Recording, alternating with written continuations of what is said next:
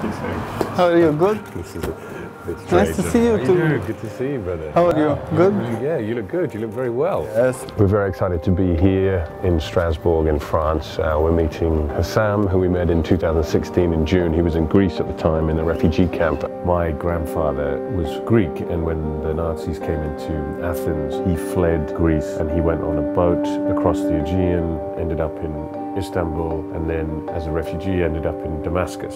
We have to remember that only 2 generations ago, Europeans were going the other way, you know, and people in Damascus were helping people like my grandfather.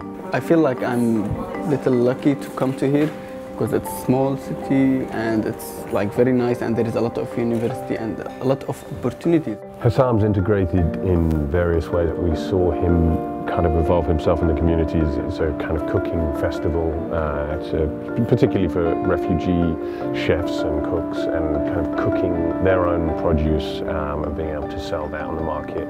He's come an extremely long way, and it sounds like we made this up, but we didn't. But today, the day that we are here, he just found out that he's been accepted into the University of Strasbourg.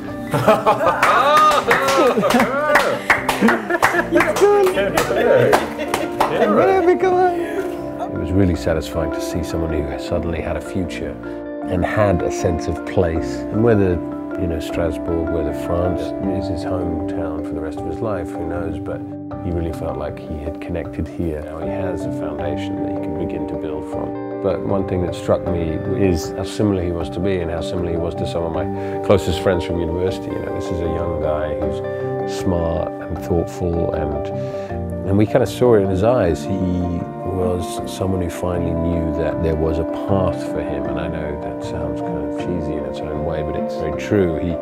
He suddenly knew where he was going to be based. He knew where he was going to be